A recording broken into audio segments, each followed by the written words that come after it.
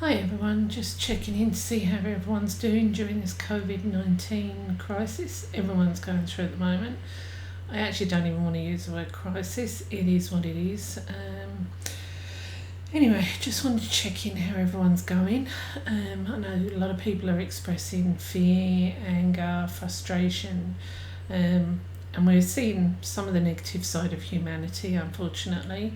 And in amongst all the madness, we're also seeing some of the beauty of humanity in that people are actually starting to communicate, they're acknowledging each other, they're acknowledging lots of different things. And from different people I've been communicating with, as well as spirit, there's an underlying message of hopefulness in amongst all this.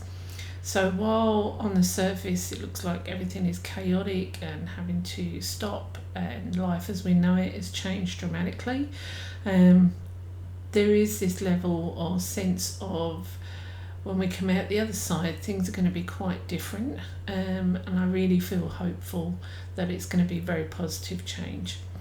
Even today we were driving along our esplanade or our beach, and as we were driving along you could see people waiting outside waiting for coffee or takeaway food, and they're actually having to communicate, obviously while socially distancing, but they are actually managing to communicate, which is awesome, instead of being plugged into their phones or whatever, in their own little isolated bubble. So that's a big positive.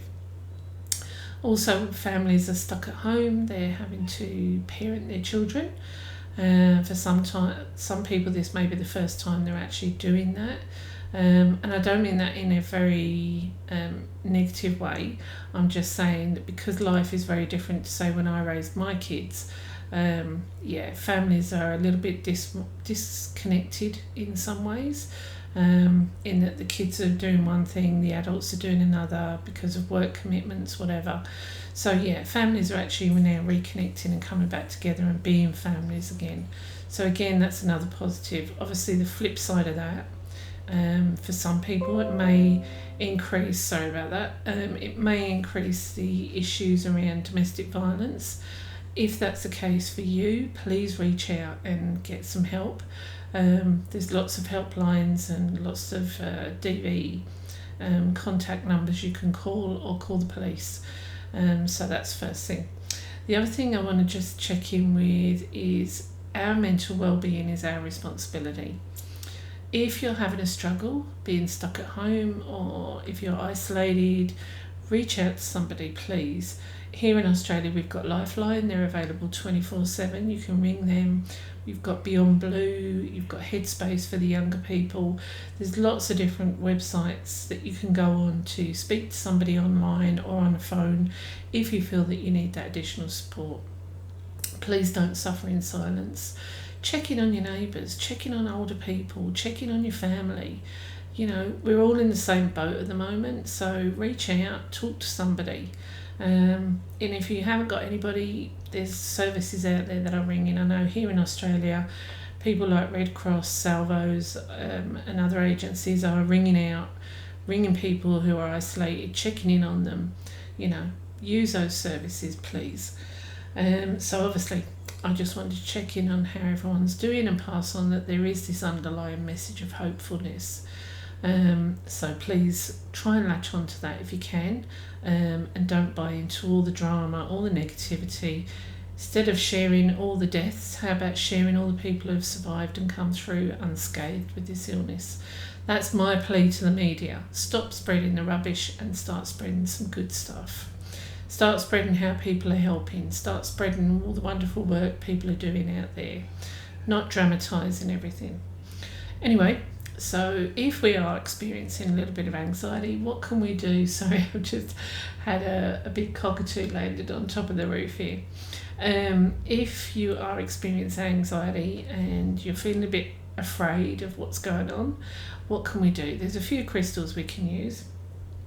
I'm a crystal person, so obviously I'm going to talk about some crystals. So one of my first go-tos would possibly be amazonite. So this is a piece of beautiful, that lovely sea green. So amazonite is all about courage and truth. So it helps us sift through a lot of the bullshit and all the crap that's going on and being talked about. Anybody that's on Facebook knows that, of course, unless it's on Facebook, it's not going to be the truth. Yeah, right. But it helps us sift through all the memes, all the rubbish, all the fake news, as to what's real truth. It gives us the courage to speak our truth as well. So amazonite is a real heart stone, just helps strengthen our heart. So that's a really good stone to start off with. Another go-to would be carnelian. I think carnelian, pretty much most people would know. It goes from that lovely creamy orange right through to a deep burnt orange, almost a red colour. Again, carnelian is a real good grounding stone, but carnelian is also for courage. Just helps us with how, because it's connected to the base chakra, it just helps us with our feeling of personal safety, personal security. In saying that, another excellent stone would be red jasper. So here's a little piece of red jasper, and red jasper is known as the supreme nurturer. It's all about nurturing, it's about protecting, it's about just keeping our feet on the ground and reminding ourselves that we're safe, we're okay, we have enough for our needs. So that's another good one. And finally is aquamarine. It's a beautiful piece of blue aquamarine, and again, aquamarine is for courage and protection. So it's a very protective stone. You can wear any of these as jewellery, pop them in your bra, pop them in your pockets or anything like that. And just, if you're feeling a bit anxious, you can just hold one of them, just use it as like a little worry stone, just feel it. And again, it just brings that bit of calm.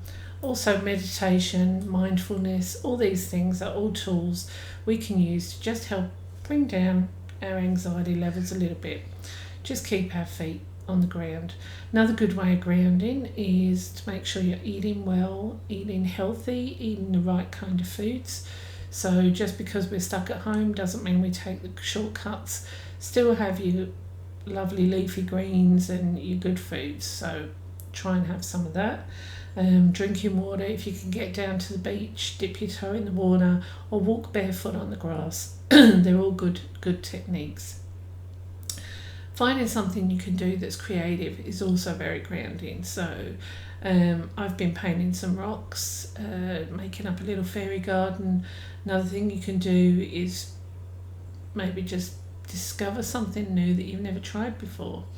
One thing about this particular time is there are huge numbers of, I'm going to use the word very loosely, celebrities, but people who are very skilled in stuff, going online and actually showing us how we can learn to do, play a musical instrument, whatever.